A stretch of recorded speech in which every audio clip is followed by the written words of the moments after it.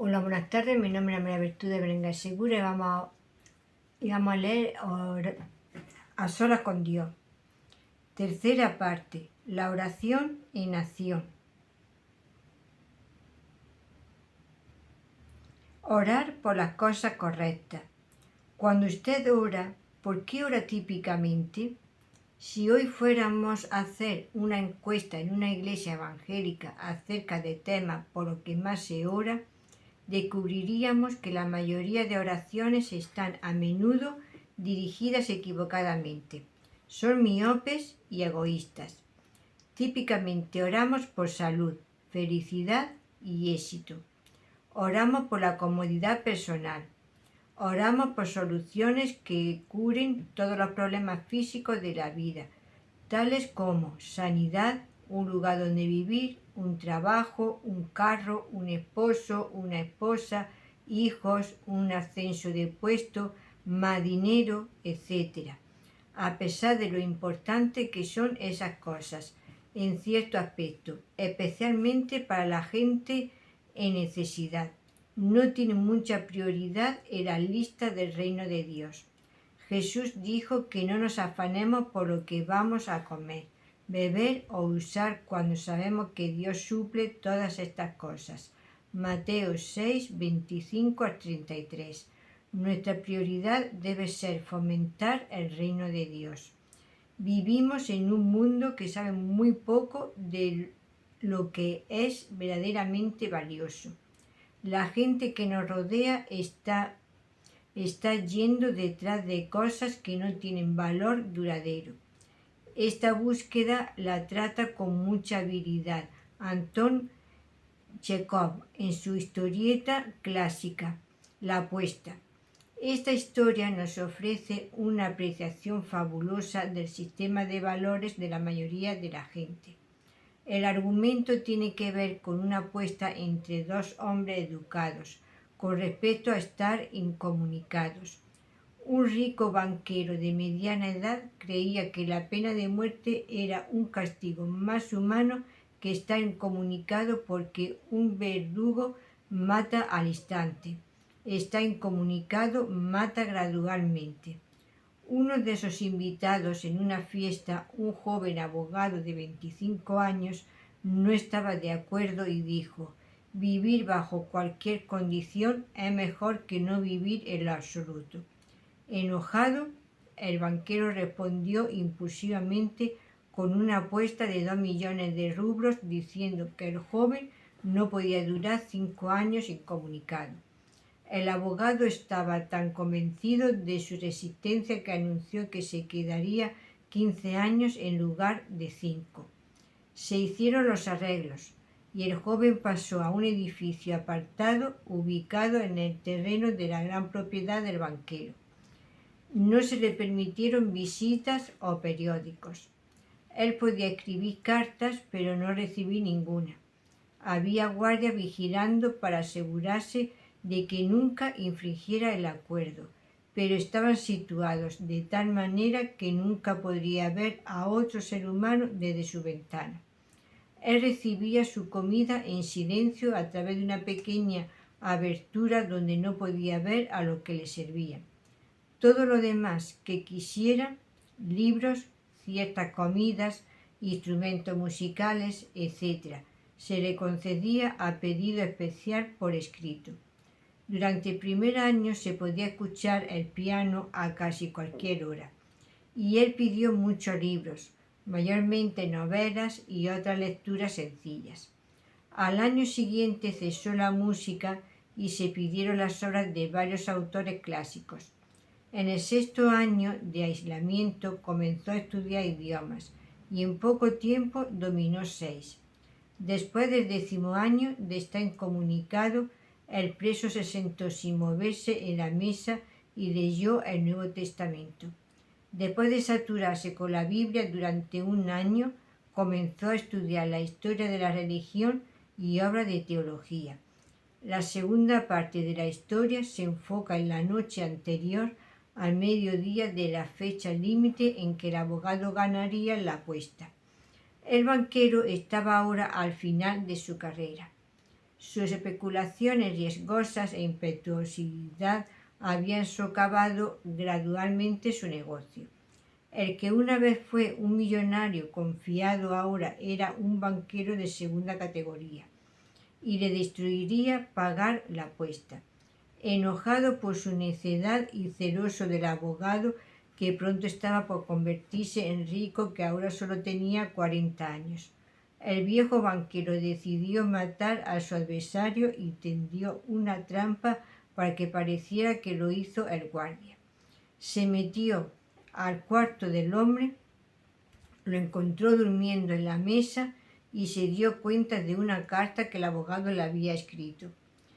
La recogió y leyó lo siguiente: mañana a las 12 en punto seré libre, pero antes de dejar esta habitación encuentro que es necesario decirte unas cuantas palabras. Con una conciencia limpia y ante Dios, quien me ve, te declaro que rechazo la libertad, vida, salud y todo lo que tus libros llaman las diversiones de este mundo. Sé que soy más sabio que todos ustedes. Rechazo y desprecio todos tus libros. Desprecio todas las bendiciones y sabiduría terrenales. Todo carece de valor y es falso, vacío y engañador como un espejismo. Puede que sea orgulloso, sabio y hermoso, pero la muerte te barrerá y sacará de la tierra, como sucede con los ratones que viven debajo de tu piso, y tus herederos, tu historia, tu genialidad inmortal se congelará o quemará junto con la destrucción de la tierra. Te has vuelto loco y no estás siguiendo el camino correcto. Lo falso lo toma como verdadero y lo deformado como belleza. Para demostrarte cómo rechazo todo lo que valoras, renuncio a los 2 millones que una vez me parecieron ser el comienzo de un paraíso para mí y que ahora rechazo. Para privarme del derecho de recibirlos, dejaré mi prisión 5 horas antes del tiempo asignado y de esta manera rompo con las condiciones de nuestro pacto. El banquero leyó la carta, puso el papel en la mesa, besó al extraño hombre dormido y con lágrimas en los ojos se fue silenciosamente de la casa. Chekhov escribe: nunca antes, ni siquiera después de resistir grandes pérdidas, se había despreciado como lo hizo en ese momento. Sus lágrimas lo mantuvieron despierto el resto de la noche, y a las 7 de la mañana siguiente le informaron los guardias que habían visto al hombre arrastrarse por una ventana, ir a la puerta y luego desaparecer. Algunas personas tienen que aprender a las malas lo que es valioso, y hay otros que nunca aprenden. Acabamos de aprender a través de varios capítulos lo que es valioso en nuestras oraciones.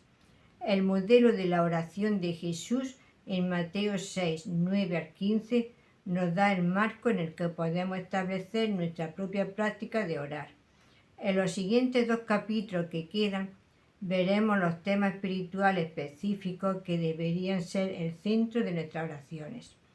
Estos temas expandirán y darán forma al modelo que nos dio Jesús. Para entender esos asuntos vitales, necesitaremos explorar lo que enseñó el apóstol Pablo acerca de ellos. Pablo supo lo que era importante en la vida cristiana. Sus oraciones por los santos son sorprendentes por el trato exclusivo de asuntos espirituales. Una de sus oraciones en particular resalta por su simpleza y profundidad. Con este fin oramos siempre por vosotros, para que nuestro Dios os haga dignos de su llamamiento y que Él cumpla todo buen propósito y toda obra de fe con poder. 2 Tesalonicenses 1:11. Pablo a menudo enfocó sus oraciones en temas que engrandecerían el beneficio espiritual de los santos. Aquí él tuvo 3 deseos para los tesalonicenses: dignidad, cumplimiento y servicio poderoso. La fuente. Antes de ver esas 3 peticiones y sus implicaciones, necesitamos considerar brevemente la fuente de toda bendición espiritual. Pablo sabía que la mayor parte de lo que deseaba solo lo podía conseguir por medio de la oración. Él no se fijó en el ingenio humano o algún programa. Él se volvió a Dios. Pablo era un pastor fiel que enseñó al pueblo de Dios en todo momento y en cualquier lugar que podía la importancia de obedecer los mandamientos del Señor. Pero eso en sí no era suficiente. Él tenía que volverse a Dios, el único que podía estimular la obediencia del pueblo. Pablo sabía que Dios desea santificar a su pueblo y ese también fue su deseo. Por lo tanto, él oró por las cosas que Dios quería lograr en su pueblo. Si usted quiere orar el uno por el otro, no ore tan solo por las necesidades físicas. Convierta en prioridad orar por los temas espirituales importantes de la vida, porque son de sumo interés para Dios. Su propósito final es conformarlo a la imagen de Jesucristo. Las pequeñas pruebas de la vida son importantes en la medida en que revelan su necesidad espiritual más grande. Dios se interesa por la manera en que responde y su actitud hacia los eventos que suceden en su vida. Para Pablo y para cualquier cristiano maduro, la oración es un estado mental permanente por el que las promesas y propósitos de Dios, el bienestar espiritual de su pueblo, la propagación de su evangelio y el crecimiento de su iglesia se desean apasionadamente. Lo que le interesa al Señor debe interesarle a usted si verdaderamente va a glorificarlo en su vida. Las peticiones. La oración de Pablo por los tesalonicenses contiene 3 temas espirituales vitales y dinámicos que son cruciales para todos los creyentes, para que nuestro Dios os haga digno de su llamamiento y que Él cumpla todo buen propósito y toda obra de fe con poder. Segundo Tesalonicenses 1:11. Dignidad se refiere al carácter espiritual. Debe ser nuestro deseo que el Señor nos convierta en la clase de gente que deberíamos ser. Cumplimiento se refiere a Dios, produciendo en nuestra vida todo anhelo santo. Y el poder es necesario para que nuestro servicio sea verdaderamente efectivo. Cuando ora por sus seres queridos o por hermanos y hermanas en Cristo, ore por su dignidad, cumplimiento y poder en el servicio. Cuando estos asuntos son la prioridad de sus oraciones y nuestro modelo de obediencia, Dios será honrado. Dignidad. La primera petición de Pablo es que Dios os haga dignos de su llamamiento. Esta es una petición amplia que abarca nuestro carácter cristiano. Si decimos pertenecer a Cristo, necesitamos vivir de tal manera que lo honre. La frase su llamamiento es un concepto amplio en el Nuevo Testamento que siempre en las epístolas se refiere al llamado efectivo a la salvación, que trae como resultado la regeneración. Este no es un llamado al arrepentimiento o a creer. Es un llamamiento que Pablo describe en Romanos, a los que predestinó, a estos también llamó, y a los que llamó, a estos también justificó, y a los que justificó, a estos también glorificó. Romanos 8:30. Aquí, llamamiento ocurre en el fluir de la salvación. El llamamiento que activa en su momento la elección realizada en el pasado eterno. Es un llamamiento irrevocable. Romanos 11:29. En su primera epístola a los tesalonicenses, Pablo habló sobre la importancia de este llamado. Y os insistíamos en que anduvieseis como es digno de Dios, que os llama a su propio reino y gloria. 1 Tesalonicenses 2:12. Lo que Pablo quería decir era muy claro. Los creyentes han sido llamados a la salvación, a llevar el nombre de cristianos e identificarse como pueblo de Dios.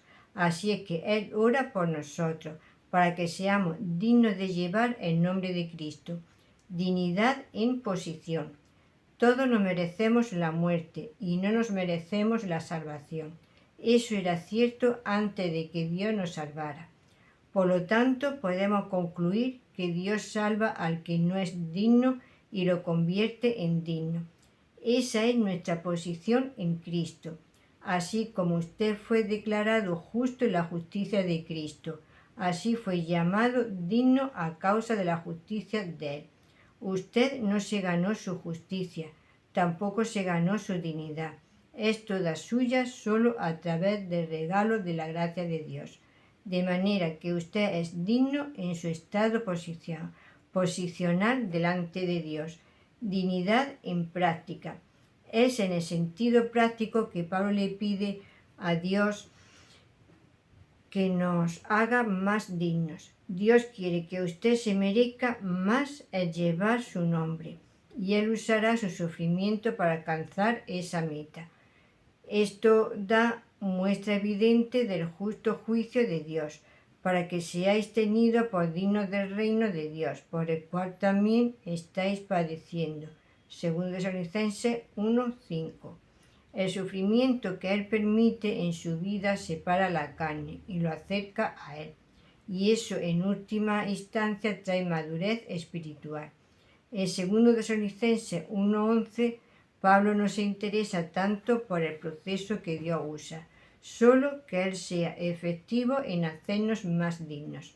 Algún día en el futuro todos nosotros seremos completamente dignos porque seremos perfectamente santos. Pero mientras tanto necesitamos llegar a ser más dignos de llevar el nombre de Cristo.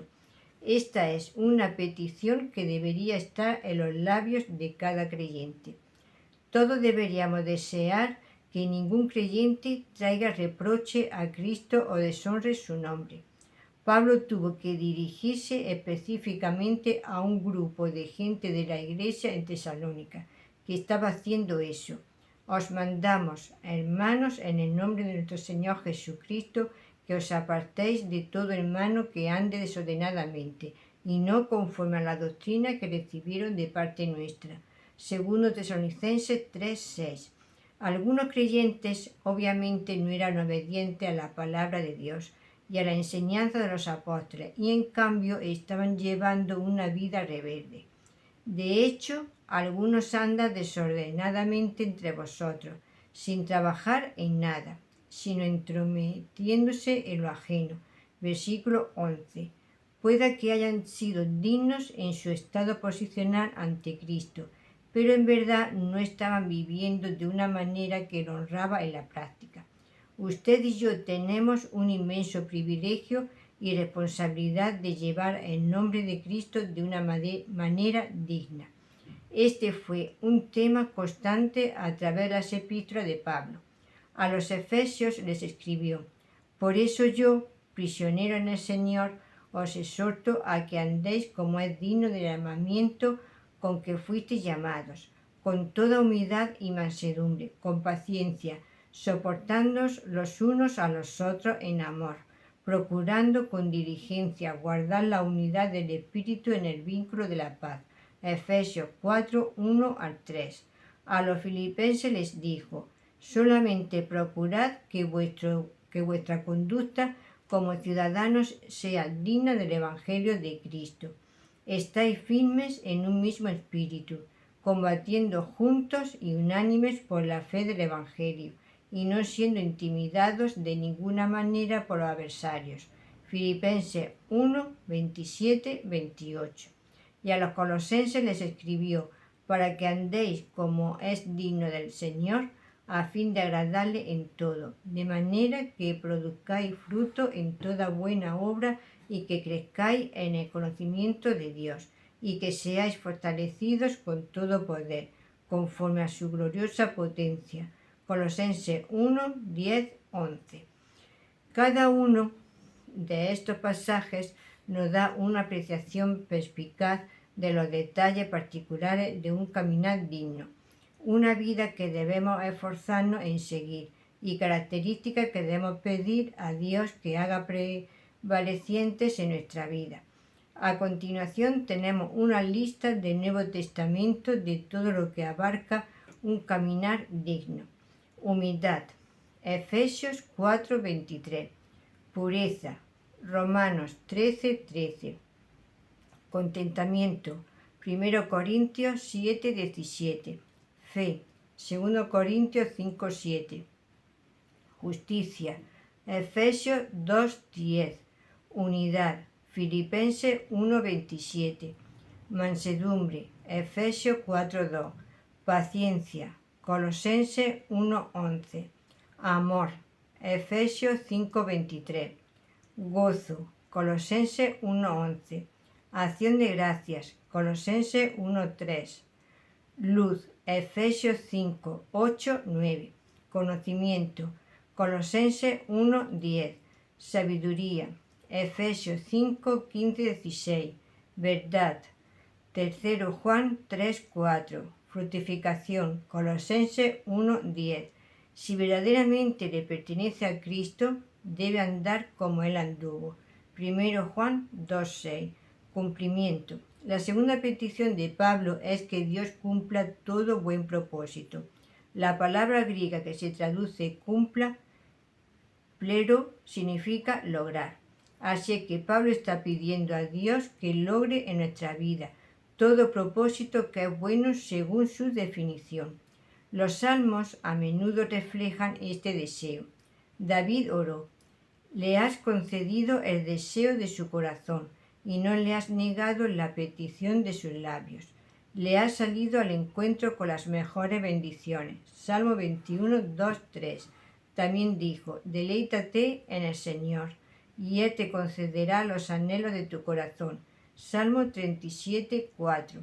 ¿Le dará Dios todo lo que su corazón desea? Sí, en tanto que su deleite sea en Él y sus deseos sean los de Él. Esa verdad se comprueba con esta osada declaración: el Señor cumplirá su propósito en mí. Salmo 138, 8. ¿Cómo pudo David ser tan atrevido? Porque sus intereses eran los mismos que los de Dios. Estoy seguro de que mucha gente supone que Dios es reacio para hacer que alguien sea feliz, que Él recibe cierta satisfacción en dejar a la gente permanente miseria para recordarles que es estricto y exigente. Pero eso no es cierto en lo absoluto. Dios quiere darle el deseo de su corazón siempre y cuando su deseo esté de acuerdo con el de Él. Salmo 145, 16 indica que Dios satisface el deseo de cada criatura viviente. Dios es generoso y lleno de gracia. Él anhela darles a sus hijos lo que desean, pero solo cuando es un deseo justo, poder. La tercera petición de Pablo es que Dios cumpla toda obra de fe con poder. 2 Tesalonicenses 1:11. Los creyentes tesalonicenses ya estaban involucrados en la obra de fe. 1 Tesalonicenses 1:3. Su fe era real porque producía fruto. Pero ahora Pablo quiere que aumente su fe, así que ora para que su fe sea más poderosa. Pablo oró de esa manera por los efesios, a fin de que, conforme a la riqueza de su gloria, os conceda ser fortalecido con poder por su espíritu en el hombre interior. Efesios 3:16. El poder de Dios se desata en usted cuando deja que la palabra de Dios domine su vida. Colosenses 3:16. El objeto de su oración por su pareja de por vida, por sus hijos, por sus amigos, por la gente que ama, no se debe limitar a las cosas temporales. En cambio, pida a Dios que haga que la obra de fe de ellos sea poderosa, que cumpla todo buen propósito que tengan y haga que sus vidas sean dignas de llevar el nombre de Cristo. Nuestra razón para orar por esos beneficios espirituales es bastante obvia, una que hemos afirmado una y otra vez en este libro, de manera que el nombre de nuestro Señor Jesús sea glorificado en vosotros y vosotros en Él, según la gracia de nuestro Dios y del Señor Jesucristo. 2 Tesalonicenses 1:12. Esa es, en última instancia, la razón por la cual hacemos cualquier cosa en la vida cristiana. Si esa no es nuestra meta final, entonces nos hemos enfocado demasiado en nosotros mismos. Juan 14, 13, 14. Oramos el uno por el otro para ser dignos de nuestro llamamiento, porque está en juego la reputación de Cristo. Esa fue la perspectiva de Daniel cuando oró. Escucha, oh Señor, perdona, oh Señor, atiende y actúa, oh Señor, por amor de ti mismo no pongas dilación, oh Dios mío, porque tu ciudad y tu pueblo son llamados por tu nombre. Daniel 9:19. Usted sabe igual que yo que una de las principales excusas que pone la gente para rechazar al cristianismo es la hipocresía que muestran los cristianos que han conocido. Así es que Pablo ora para que seamos lo opuesto, que traigamos honra al nombre de Cristo y como resultado guiamos a los no creyentes a Él. Por eso dijo Jesús, así alumbre vuestra luz delante de los hombres, de modo que vean vuestras buenas obras y glorifiquen a vuestro Padre que está en los cielos. Mateo 5:16. El deseo de Pablo aquí se expresa inmejorablemente en su segunda epístola a los Corintios. En cuanto a Tito, él es compañero mío y colaborador para con vosotros. Y en cuanto a nuestros hermanos, ellos son mensajeros de las iglesias y gloria de Cristo. 2 Corintios 8:23. Espero que usted comience a darle prioridad a los asuntos espirituales importantes, pero hacerlo no es fácil ya que nuestra tendencia es enfocarnos en lo temporal. Sin embargo, poner primero los intereses espirituales es un sacrificio que vale la pena hacer. Para ayudarlo, considere el siguiente ejemplo de sacrificio. The Pony Express era una compañía privada que llevaba el correo por medio de una posta organizada de jinetes. El extremo oriental era Joseph, Missouri, y la terminal occidental estaba en Sacramento, California. El costo por enviar una carta por medio de Pony Express era $2,50 la onza. Si el clima y los caballos lo permitían y los indios se abstenían de atacar, esa carta completaría todo el viaje de 3.600 kilómetros en 10 días rápidos, como lo hizo el informe con el discurso inaugural de Lincoln. Quizá lo sorprenda el hecho que el The Pony Express funcionó solo desde el 3 de abril de 1860 hasta el 18 de noviembre de 1861, apenas 17 meses. Cuando se completó la línea telegráfica entre las dos ciudades, se dejó de necesitar ese servicio. Ser jinete de Pony Express era trabajo duro. Se esperaba que cabalgara de 120 a 160 kilómetros al día, cambiando caballos cada 25 a 40 kilómetros. Aparte del correo, el único equipaje que se llevaba contenía unas cuantas provisiones, incluyendo un paquete con harina, maíz molido y tocino. En caso de emergencia, también había un paquete medicinal de aguarrás, borrás y cremor tártaro, para viajar sin mucho peso y aumentar el movimiento veloz durante los ataques de los indios. Los hombres siempre usaban una camisa de manga corta, incluso durante el feroz clima de invierno. ¿Cómo se reclutaban los voluntarios para este trabajo peligroso? Un periódico de San Francisco de 1860 imprimió este anuncio para el The Pony Express. Se necesitan sujetos jóvenes, esbeltos, flacos, que no pasen de 18 años de edad. Deben ser jinetes expertos dispuestos a arriesgarse diariamente. Se prefieren huérfanos. Si te ha gustado, le puedes dar a la campanita y un like, así te llegarán las notificaciones. Y también puedes dejar un comentario en el número de teléfono 624-593636.